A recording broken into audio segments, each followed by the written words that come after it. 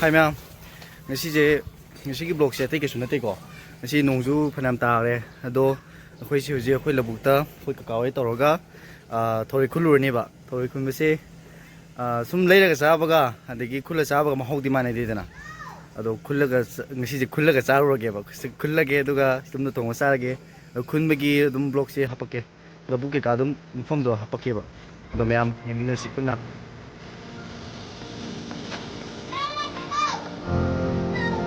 ꯍꯣꯏ ꯊꯣꯛꯂꯛꯑꯦ ꯎꯕ ꯍꯧꯔꯦꯀꯣ ꯍꯧꯖꯤꯛꯁꯦ ꯀꯩꯅꯣ ꯑꯩꯈꯣꯏ ꯂꯧꯕꯨꯛꯇꯅꯦ ꯑꯩꯈꯣꯏꯔꯣꯝ ꯂꯧꯕꯨꯛꯇꯅꯦꯕ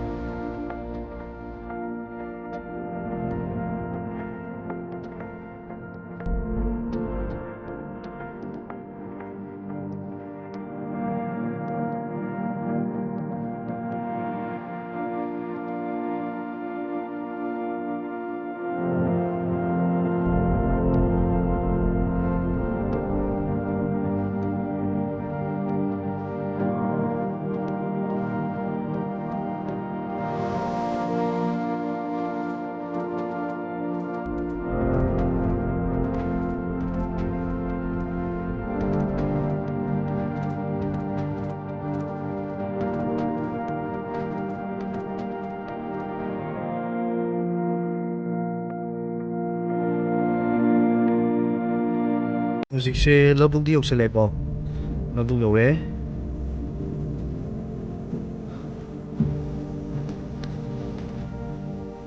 ꯀꯨꯝꯊꯒꯦ ꯌꯨꯝꯁꯦ ꯁꯤꯅ ꯑꯩꯒꯤ ꯑꯣꯖꯥ ꯁꯣꯝꯗ ꯌꯦꯡꯉꯣ ꯑꯩꯒꯤ ꯍꯦꯔꯣꯅꯤ ꯃꯥꯁꯨ ꯊꯔꯣꯏ ꯈꯨꯜꯂꯗꯕꯅꯤ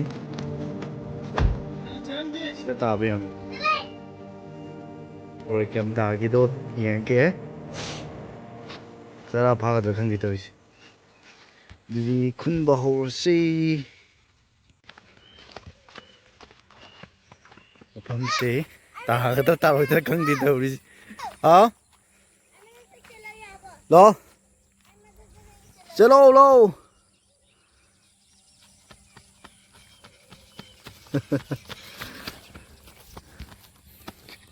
ꯁꯤꯗ ꯈꯨꯟꯗꯨꯅꯦꯕꯀꯣ ꯍꯧꯖꯤꯛ ꯊꯔꯣꯏꯁꯦ ꯁꯤꯗ ꯈꯨꯜꯂꯗꯕꯅꯤ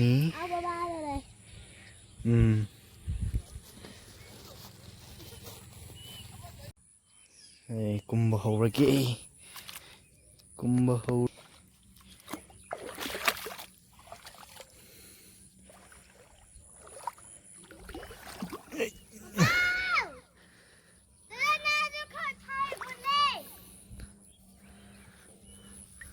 ꯊꯔꯣꯏꯕꯨ ꯇꯥꯎ ꯑꯣꯀꯦ ꯊꯔꯣꯏ ꯐꯥꯔꯁ ꯇꯥꯏꯝ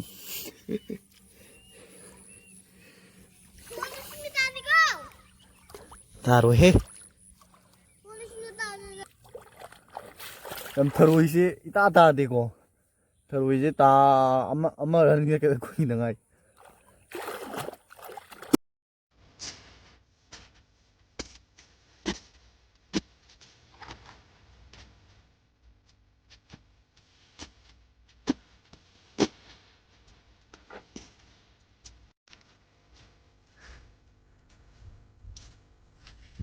ꯍꯣꯏ ꯏꯃꯥ ꯍꯧꯖꯤꯛꯁꯦ ꯂꯧꯕꯨꯛꯁꯦ ꯃꯤꯅ ꯍꯥꯟꯅ ꯈꯨꯟꯇꯣꯛꯑꯝꯃꯦꯀꯣ ꯃꯤꯅ ꯈꯨꯟꯗꯣꯛꯑꯝꯕꯒꯤ ꯇꯥꯔꯝꯗ꯭ꯔꯦ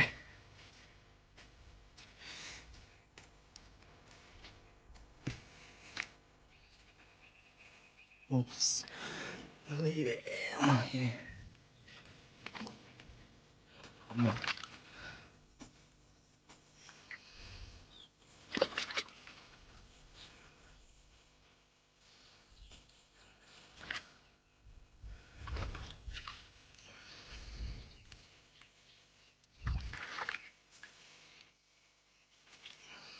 ꯈꯨꯜꯂꯦꯍꯦ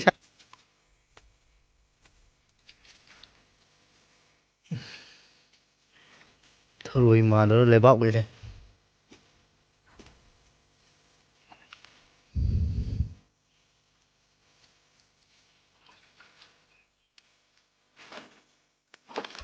ꯆꯣꯡꯉꯦ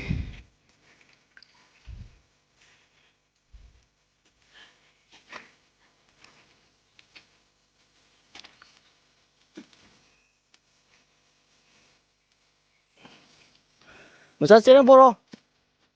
Cereng boro.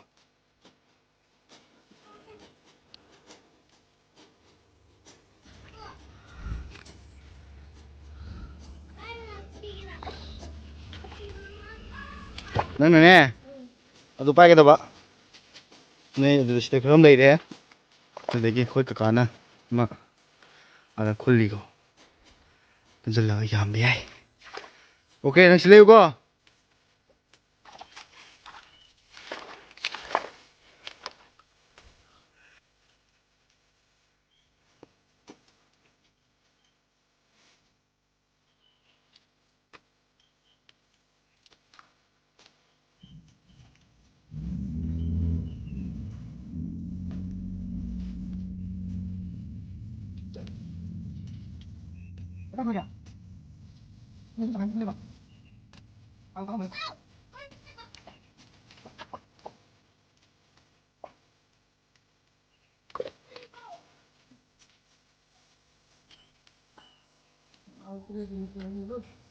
Rồi.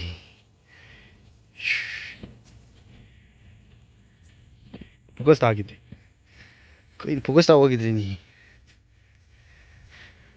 Si kun bagi dah makta ni. Nasi lak di pa. Ah. Ito. Rồi se. Aku ini lagi sih tinggal lama lagi kok. Adam ini nak kun tu ome tahu sih. Ang kun dre. Sarap hao bagi mong di kun gani.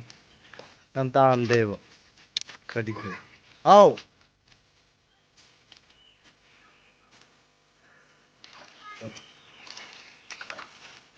Rồi yang flip fe. Tam deh. Yang mana kita tahu sih. Choái lên thì nó uống rồi nó đi. Hôm nay tổng số tao rồi cũng phải đâu làm gì. Tu sih itu mau orang tahu. View sih itu besar bani ko.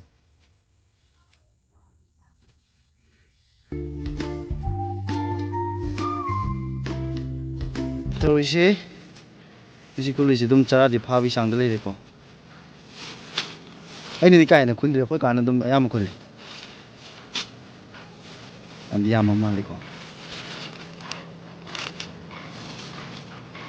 Halo Maya, aku hari ni thôi labuk ta thôi kulawe Kulu deh. kulawe tu thong cha doi di. Kena kun ba. Dana aku papa ga papa ni. Terus sih yam deh ko, yam deh di. Atau ini tuh bang, moi aham morning ayub kan thata deh. Moi kulam me mi phanam.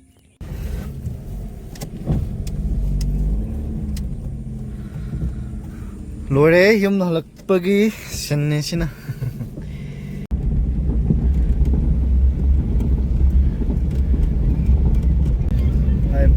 Video sih yam sang budi orang ko, hai di nambam dole itu ba.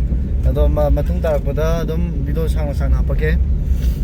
Ado masih gimana video sih sum ayam nak yeng pada yara kadi nungai badi hai bagi kan nungai badi orang kange. Ado yeng badi yara kadi like share, jadi subscribe tu sembiro mo.